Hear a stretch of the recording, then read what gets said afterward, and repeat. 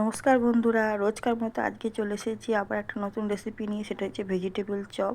Vegetable chop দেখো কত সহজেই করা যায়, কিন্তু বাইরে থেকে যদি কিনতে যাও না, এক একটা চপে 7 টাকা 8 টাকা করে নিয়ে নেয় জানো। কিন্তু তখন কিন্তু গুনে গুনে খেতে হয়, খুব বেশি হলে 2টো করে খেতে পাই এক একজনে।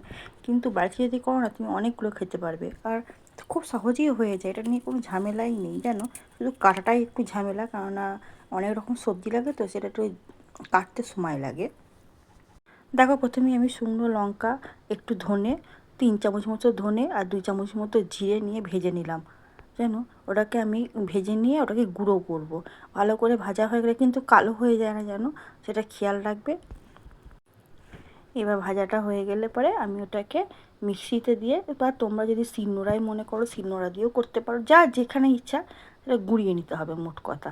এবার আমি ভেজিটেবলগুলো সব দিয়ে দিলাম। দেখো, গাজর, মটরশুঁটি, একটু কপি, একটু আলু, আর হচ্ছে যেটা লাগবে বেশি সেটা হচ্ছে যে তোমার বিটটা, কারণ লাল লাল হতে হবে তো সেই জন্যে। এবার এটাকে আমি ভালো করে করে নেব।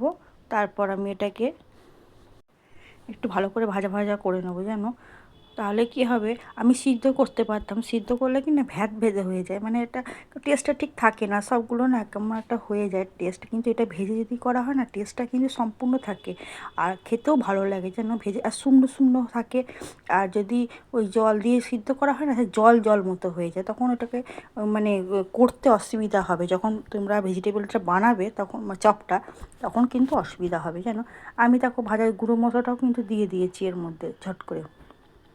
দেখো, ভালো করে নাড়িয়ে চাড়িয়ে নিয়ে নিয়েছি। এবার চিনিটা তখন দিতেই পারতাম, কিন্তু দিলে পরে পুড়ে যাওয়ার ভয় থাকে, ওই জন্যে আমি শেষে দিলাম। এটাকে দিয়ে এমনিতে আমাকে মাখতে তো হবেই, সেই জন্যে তখন আমি ওটাকে দিয়েই ভালো করে মেখে নেব। চটকে চটকে ভালো করে মাখবে কিন্তু, কেননা ওই আলু ফালু যেন মানে শক্ত না থাকে, সবই সিদ্ধ হয়ে গেছে। এবার আমি বাদাম কটা ভেজে নেব। হ্যাঁ, বাদাম কটা আমি লাস্টে দেবো যেন, মাখানোর পর, কেননা যদি না আগে দিয়ে দিই না, তাহলে কেমন একটা হয়ে যাবে, ভিজে যাবে তো, সেই জন্য এটাকে দিই, পাকিয়ে নেব। বেশিক্ষণ এটাকে ওয়েট রাখবো না। কি গরম রে বাবা, হাতটা পুড়ে যাচ্ছে যেন। ঠিক আছে, তবুও কী করা যাবে, করতে তো হবে। ওটাকে নিয়ে ভালো করে মাখিয়ে নিলাম। এবার আমি পাকিয়ে নেবো একটা একটা করে। দেখো, এরকম করে পাকিয়ে নেবে সুন্দর করে। এবার পাকানো হয়ে গেলে আমি বিস্কুটে গুঁড়ো দিয়েছি, তোমরা চাইলে সুজিও দিতে পারো, সিমই দিতে পারো, যাই হোক, ওটাকে ওপরে একটা কিছু প্রলেপ দিতে হবে, বুঝেছো। এবার দেখো, আমার সবকটা পাকানো হয়ে গেছে। এবার আমি বিস্কুটের গুঁড়োয় হালকা করে করে নেব, লাগিয়ে নেব।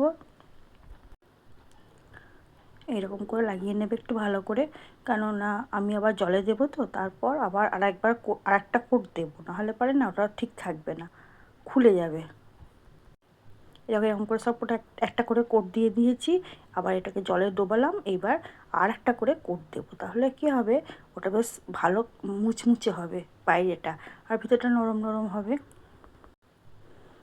এবার আমি দিয়ে ভেজে নিচ্ছি সবগুলো, আস্তে আস্তে অল্প অল্প করে ভাজছি, কেননা একসাথে ভাজলে তো অনেক তেল লাগবে না, বড় কড়াই অনেক তেল, বড় চপের দোকানে তো অনেকটা বড় কড়াই থাকে, সেই সুবিধা থাকে ওদের একসাথে অনেকগুলো ভাজার।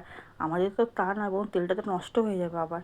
বিস্কুটে যেহেতু গুঁড়ো দেওয়া আছে, আর 1 কাপ চা, আমরা গ্লাসে চা খাই বলে গ্লাসেই দিলাম, সেই জন্যে কিছু মনে করবেন না। সবাই ভালো থাকবেন, সুস্থ থাকবেন, আর আমার রান্নাগুলো যদি ভালো লাগে তাহলে সাবস্ক্রাইব করবেন, শেয়ার করবেন, কমেন্ট করবেন।